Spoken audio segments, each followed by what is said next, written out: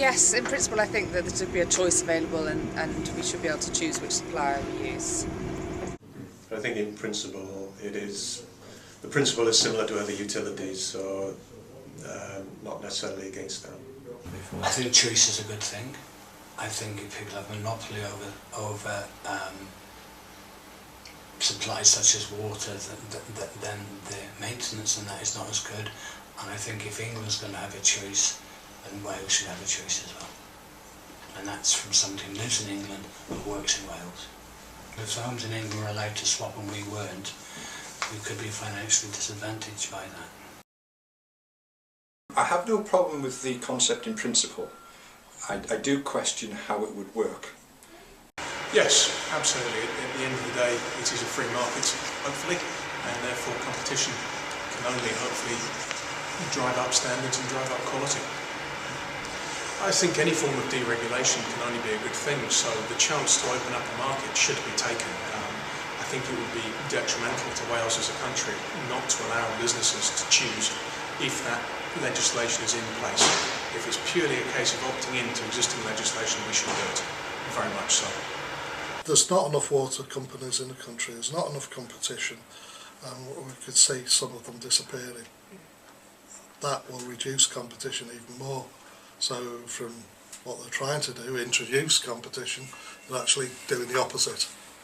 In principle I'm not opposed to it, but I'm very wary of the idea of having a market in water because there isn't a national grid for water. As a general principle, in most business services, competition has to be, as a principle, a good thing. I think in the case of water supply, there are a huge number of physical and logistical issues which actually make it incredibly difficult. I think competition is healthy.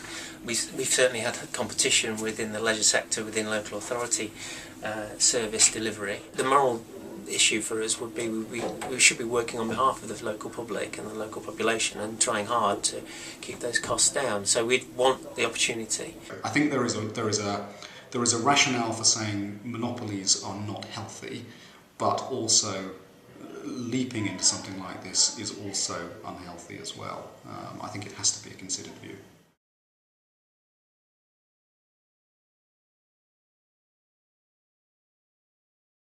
Welsh Water are a not-for-profit organisation, so they're not paying shareholders dividends. Where are the savings going to come from to make it more competitive? The one thing I will say about Welsh Water is that bills come in on time and generally they're pretty accurate. We have very, very few problems with Welsh Water, and consequently, well, why would you want to move away from a system that actually works pretty well? We are pretty well looked after by Welsh Water.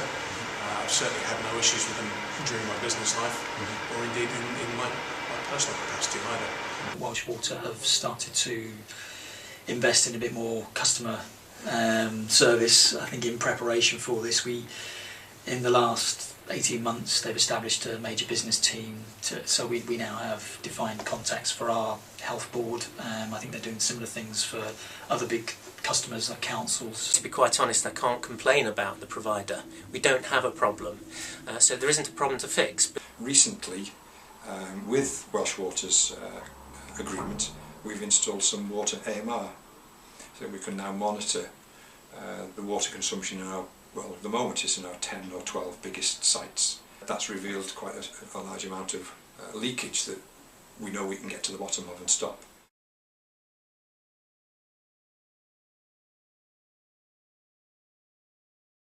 I remember probably about 18 months ago, first conversation from the supplier was, well, this is monopoly, you leave it, you take it or you leave it, and there's no option. There's only one supplier currently at this portfolio.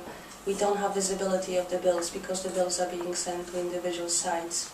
It's been sort of a poor relation as a utility, and you can't get very much beyond the basic monthly bill. All organisations, from Welsh Government down to public sector organisations, seem to have very good data around carbon, very good data around waste, and then water's always seems to be the poor relation. Probably the hardest utility to actually monitor in terms of how much are you actually using. Automatic metering, which It's been in the energy industry for about 5 years now, and I think water companies across the UK have been very slow in getting automatic metering in place. We don't have any assistance at all at the moment from our water supplier to reduce the amount of water we use.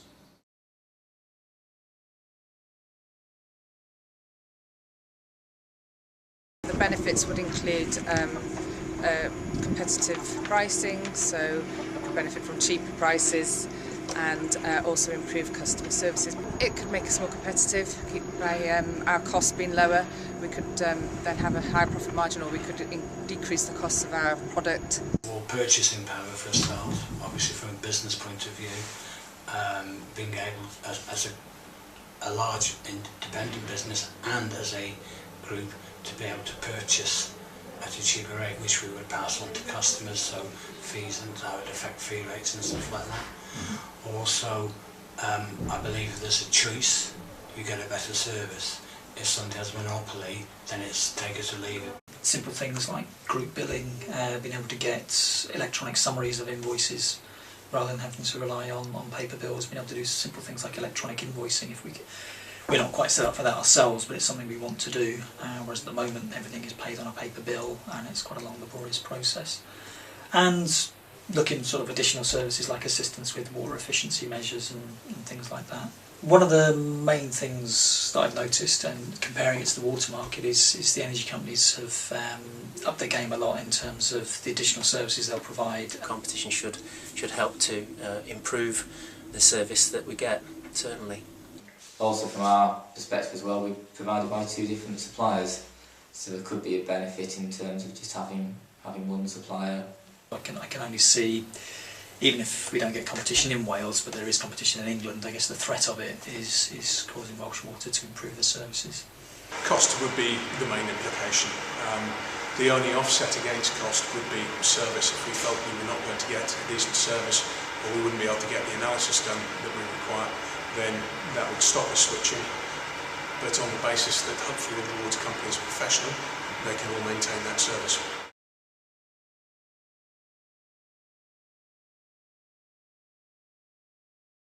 The suppliers have been able to be very smart about marketing and ensuring that they get the best in terms of the most out of the person who's paying for it, whilst not necessarily being transparent about the best saving that the customer could make. If you've got a supplier that you're paying, are they going to be responsible for something that, if it goes wrong with another part of the service, who do you contact in an emergency? You want to be able to deal, I suppose, and as we do now, with one supplier that then can actually turn off the water, turn on the water, fix the problem. The unknown, whether they would try and charge us for different things that we would not charge for now, or try and charge us in a different way, it would need to be very sort of clear what we were signing up for. Ideally, they come along with a great price, but the issue is that how long are we going to have that great price for? Basically, with the other utilities, and after these were created, when the market was created, and there were initial benefits, and I don't think anybody would doubt that in terms of pricing. But I think all of that has been slightly reversed in recent times.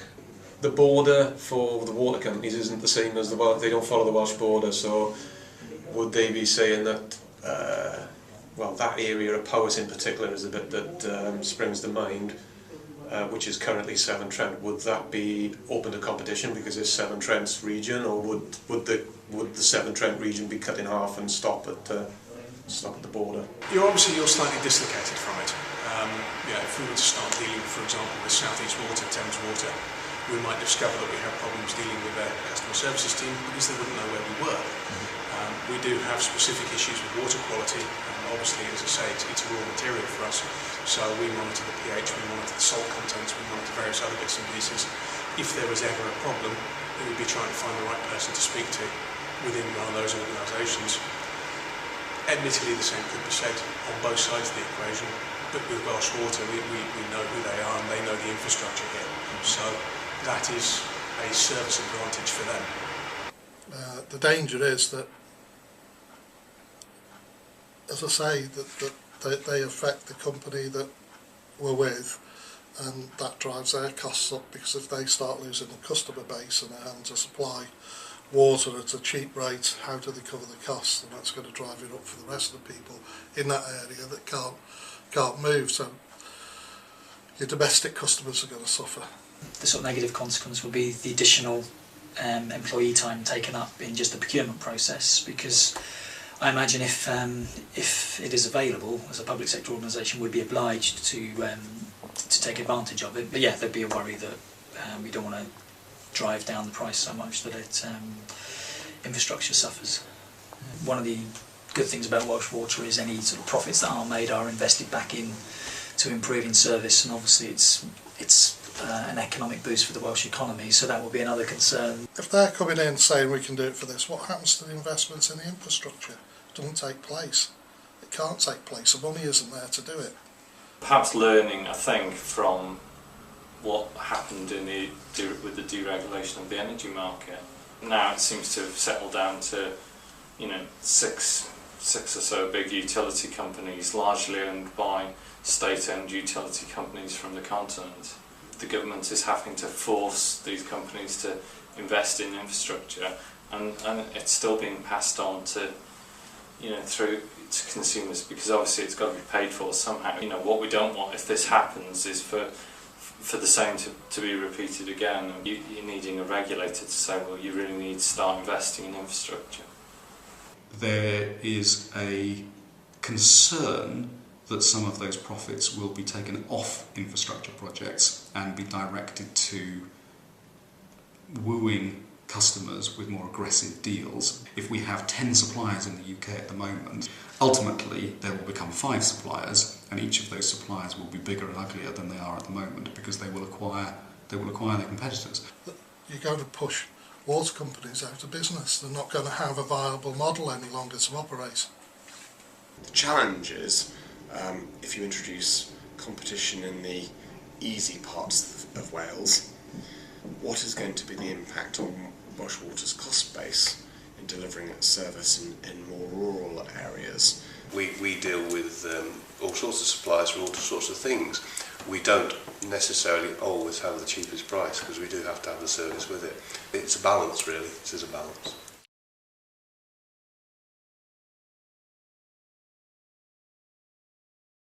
We would be looking for at least a 5% reduction, or £30,000 saving, to warrant the risk that would go with it.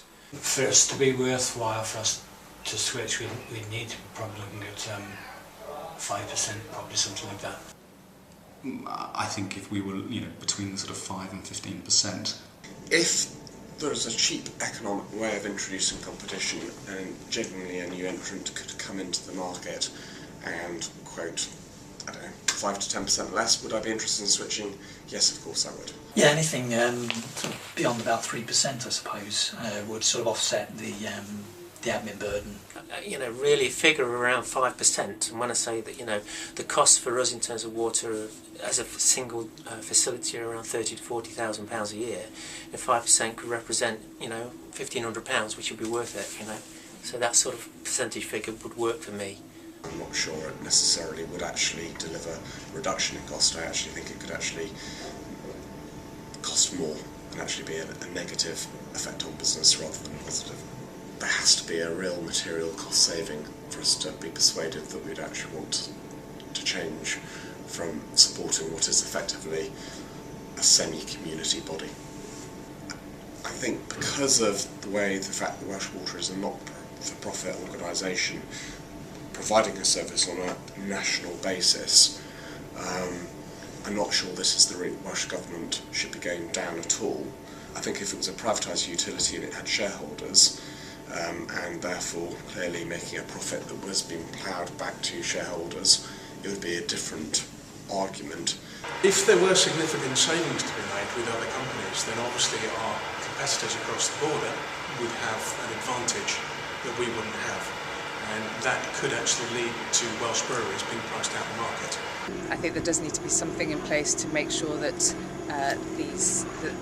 the rates are put out as simply as possible, that there's just simplified pricing structure so that it's easily understandable for both businesses and private customers. Would it reduce the costs to an operator in England against us? It may do. So it sort of then works out that perhaps they offer a better, less of their prices of units are cheaper than ours. I doubt whether there would be that much of effect, but you think to yourself, well, England's got it, why can't Wales have it? And we have to put time aside to invest in making sure that we are getting a good and appropriate deal for us. So it will increase the amount of management hours that we invest in it. If you can control the leakage and reduce the leakage right down, you never get to zero, but get down as low as possible. It means you don't have to draw as much water from the rivers or the lakes, and you take pressure off the environment. You're also not treating all this water that's going to waste. You're only treating what you need to treat, so you're keeping your costs down. So you're supplying the water a lot more cost effectively to the customer. If we had, like we mentioned before, smart metering, and we can monitor our water on even an hourly basis, something like that, that would be one of the measures that would be most beneficial. I'd switch because of the appropriateness. I'd switch because they were offering me a competitive rate, but that they were offering me other long-term sustainable environmental advantages as well. Really the biggest savings are going to come from reducing waste and not from price competition on the actual unit of water, but the big savings come from using less water in the first place. So a lot of the focus has got to be on driving water efficiency as opposed to driving down the price of it, I think. I would like to switch to a supplier or stay with a supplier who helps me use less water and also enables me to pay less for the water that I'm buying, because then my bill doesn't just shrink at the top end by the pence per litre that I'm buying it for, but it shrinks at the bottom end as well because I'm buying less litres.